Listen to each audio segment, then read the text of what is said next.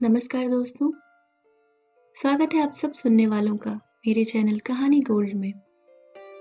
आइए सुनते हैं आज की कहानी जो मालती जोशी द्वारा लिखी गई है। कहानी का शीर्षक है नदी पीछे नहीं मुड़ती। लेखिका मालती जोशी। दिन की शुरुआत बहुत अच्छी हुई थी।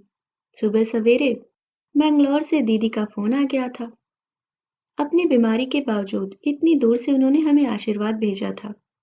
फिर 9 बजे महू से मेरे देवर देवरानी हार फूल मिठाई लेकर आ गए। हमें जोड़े से खड़ा करके उन लोगों ने हमें हार पहनाया और पैर छू लिए। देवर तो कैमरा भी लेकर आए थे। मैंने कहा, ये तुम लोग क्या कर रहे हो? मैंने बताया तो था कि हम लोग अभी कोई फंक्शन नहीं कर रहे हैं। सारा आयोजन दिसंबर में बेबी के आने के बाद ही होगा। देवरानी बोलने में बहुत माहिर है। मिठाई का टुकड़ा मेरे मुंह में ठूसते हुए बोली, बेबी नहीं है तो क्या, ये दिन सोना ही चला जाएगा। फिर हम लोग यहाँ किस लिए हैं? फिर उन लोगों को हमने खाने पर रोक लिया। खाना बाहर खाएंगे यह तो तय ही था। श्रीमान जी हमें शहर से बाहर एक मनोरम ढाबे पर ले गए। लौटते हुए हमने शॉपिंग की। श्रीमान जी ने मुझे एक कांजीवरम साड़ी दिलवाई।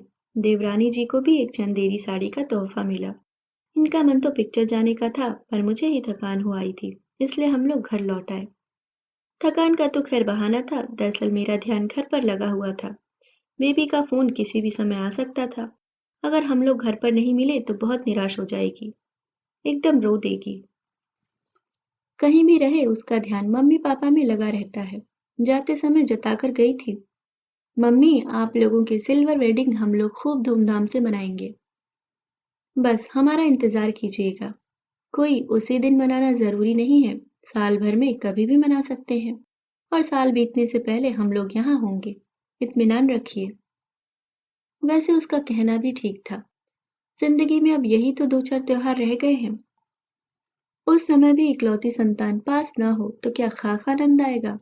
इसलिए हमने सोचा था कि शादी की 25वीं सालगिरह चुपचाप मनाएंगे। हंगामा जो भी करना है बेबी आकर करेगी।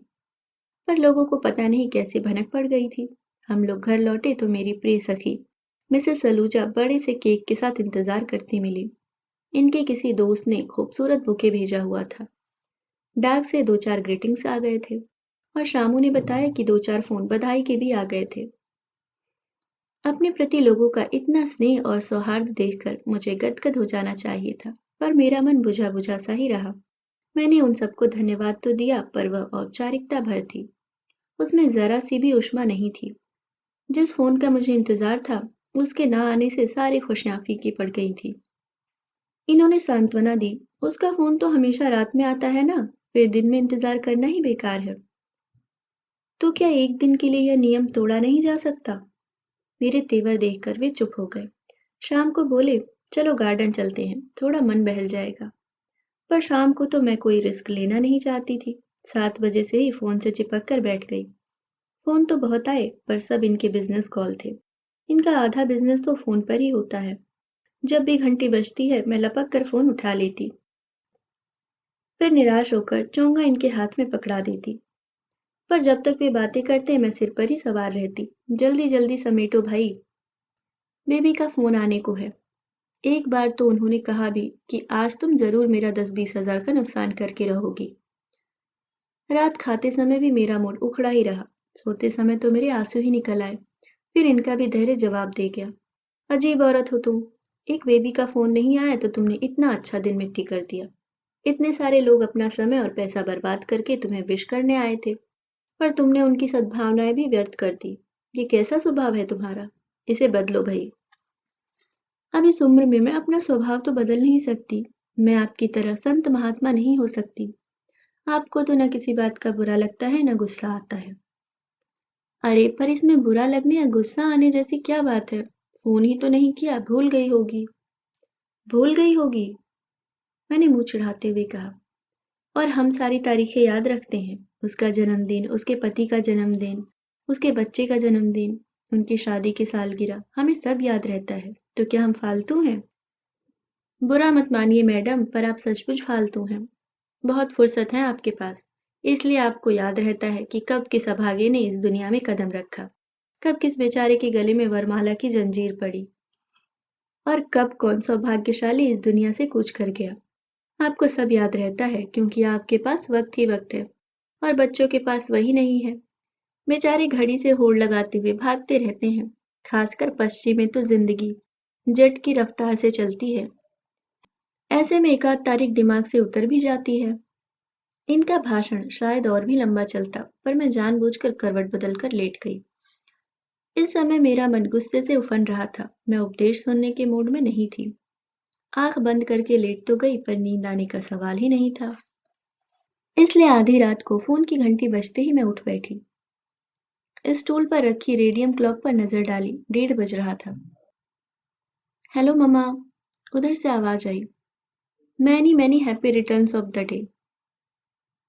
विच डे? मैंने सपाट स्वर में प्रश्न किया। क्या मतलब? क्या तुम्हें भी अपनी एनिवर्सरी याद नहीं थी? खूब याद थी, भूलने का तो सवाल ही नहीं था। बल्कि यहाँ तो सबको याद थी। पर वह तो कल की बात हुई ना। अब तो तारीख भी बदल गई है। अरे यहाँ तो अभी सिर्फ 9 बज रहे हैं। हमारे एक फ्रेंड के बच्चे की पहली सालगिरह है। इन लोगों ने खूब सुंदर फ्लावर डेकोरेशन करके तारीख लिखी हुई थी। तारीख देखी तो सतीश को एकदम स्ट्राइक हुआ। मतलब सतीश को स्ट्राइक हुआ, तुम्हें नहीं?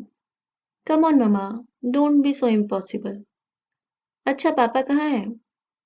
सो रहे हैं। इतनी रात को और क्या करेंगे? हार कर उसने फोन रख दिया। मैंने भी इत्मीनान की सांस ली। मन का सारा गुबार निकल गया था और मैं बहुत हल्का अनुभव कर रही थी। लेकिन रिसीवर रखते हुए देखा, बेबी के पापा सोए नहीं थे, बल्कि स्पीकर पर हमारी बातें सुन रहे थे। उनसे आंखें चुराते हुए मैंने सोने का उपक्रम किया तो उन्होंने सफल नहीं होने दिया। बोले, दिन भर से इसी फोन का तुम्हें इंतजार था ना? इतनी बेचैन थी कि न खुद खुश रही न दूसरों को रहने दिया। और इतने लंबे इंतजार के बाद जब उसका फोन आया तो तुमसे ढंग से बात भी नहीं की गई। बेचारी लड़की, देखना अब रात भर रोती ही रहेगी। इतना ही तरस आ रहा है तो फोन करके पुचकार लो ना। अगर घर पर होती तो जरूर करता, पर वह तो किसी पार्टी में है और तुमने उसकी पार्टी का मजा भी किरकिरा कर दिया। कभी तो उसकी मजबूरियों को समझा करो। 25 सालों में तुम तो सारी जिम्मेदारियों से मुक्त हो चुकी हो। दिन भर कैलेंडर देखने के सिवाय तुम्हारे पास कोई काम नहीं है। पर उसकी हालत पर तो गौर करो। घर गृहस्थी, छोटा बच्चा, नौकरी, लंदन जैसे महानगर में कैसे आपाधापी की जिंदगी जी रही है। ऐसे में कई बातें दिमाग से उतर भी जाती हैं। फिर भी उसे जिस क्षण याद आया उसने तुम्हें विश किया। पर खुश होने के बजाय तुमने उसे घुड़क ही दिया। कैसी माँ हो तुम? अपने बच्चे की भूल को भी नजरअंदाज नहीं कर सकती, जबकि तुम जानती हो कि उम्र के इस दौर में ऐसी भूलें अक्सर हो जाती हैं। जैसे हम कभी उस दौर से गुजरे ही नहीं थे। मैंने मुंह फुलाकर कहा। क्यों नहीं गुजरे थे, खूब गुजरे थे और ढेर सारी गलतियां भी की थी, पर हमारे बड़ों ने हमें माफ कर दिया था। कौन सी गलतियां? सारी नहीं गिनवाऊंगा। एक बेबी का पहला जन्मदिन ही याद कर लो। पहला क्यों? मुझे तो बेबी के सारे जन्मदिन याद हैं। हफ्तों पहले से मेरी प्लानिंग शुरू हो जाती थी। हर बार नया कुछ करने का मन होता। पहला तो हमने खूब ही धूमधाम से मनाया था। बेबी के जन्म का जश्न तो माँ के यहाँ हुआ था, इसलिए पहली सालगिरह हम लोगों ने जोर शोर से मनाई थी। माँ तो आई ही थी, मेरी दोनों बड़ी बहनें भी बच्चों के साथ आ गई थी। घर में खूब रौनक हो गई थी। कार्यक्रम भी बहुत धमाकेदार रहा। सबने खूब तारीफ की। बस एक ही कसक मन में रह गई। मेहरी उस दिन बिना बताए गोल कर गई थी, इसलिए काफी मशक्कत करनी पड़ी। मेहमानों को भी काम करना पड़ा। माँ भी बिना खाए पिए मेरे साथ लगी रही। उनके व्रत उपवास चलते ही रहते थे, इसलिए मैंने ज्यादा ध्यान नहीं दिया। उन्होंने केक के लिए मना कर दिया, तब भी मैंने बुरा नहीं माना। अंडा तो छूती नहीं थी, पर जब उन्होंने मिठाई की प्लेट भी परे सरका दी तो मुझे ताव आ गया। एक तो मैं वैसे ही परेशान थी, ऊपर से माँ की हठ धर्मिता। मैंने कहा, माँ तुम्हारे मन में मेरी संतान के लिए खुशी न हो तो रहने दो। नहीं तो इतना तो मैं जानती हूँ कि मिठाई हर व्रत में चलती है, खासकर मावे की। देवी नाराज मत हो। यह ले, मैंने बर्फी ले ली। अब तो खुश है?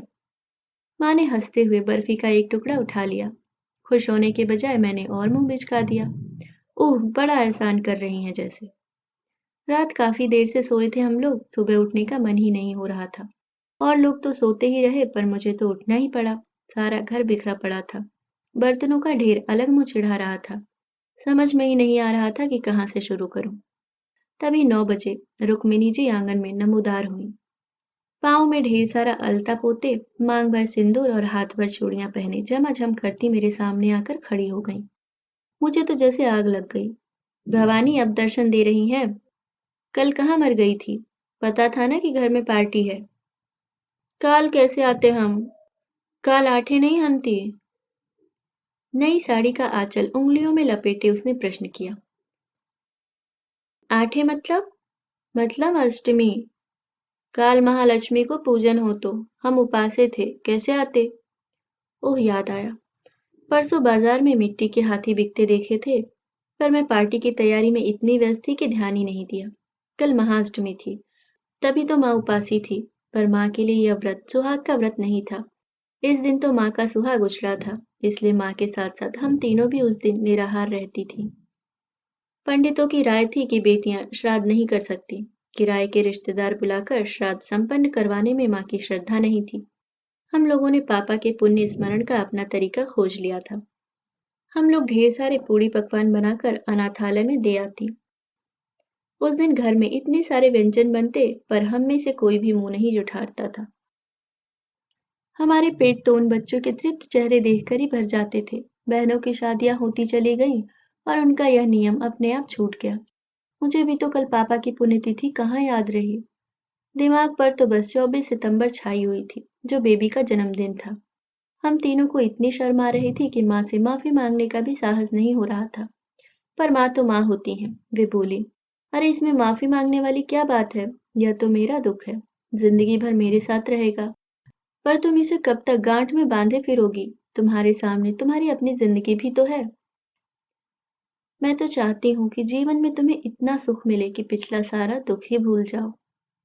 यह मेरी माँ का ममता भरा आशीर्वाद था, इसलिए खूब फला भी। आज हम तीनों बहनें अपने अपने घरों में इतनी खुश हैं कि अपना अभाव भरा बचपन याद भी नहीं आता। ऐसी माँ की बेटी हूँ मैं, फिर मेरा मन इतना छोटा कैसे हो गया? बेबी को मैं माफ क्यों नहीं कर सकी?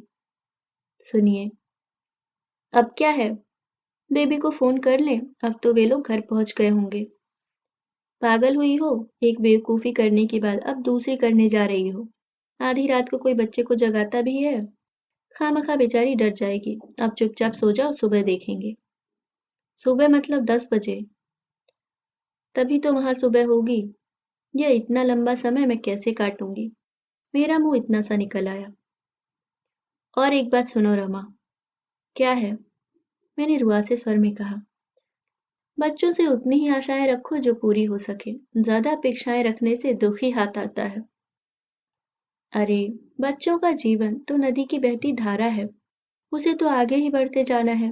पीछे मुड़कर देखने का उनके पास समय कहाँ है? हम किनारों की तरह बांह फैलाए खड़े रहते हैं, पर उसे बांध नहीं पाते। बांधने का प्रयास भी नहीं करना चाहिए। वह कल कल बहती धारा अपनी मौज में जब हमें छूकर निकल जाती है, हम धन्य हो जाते हैं।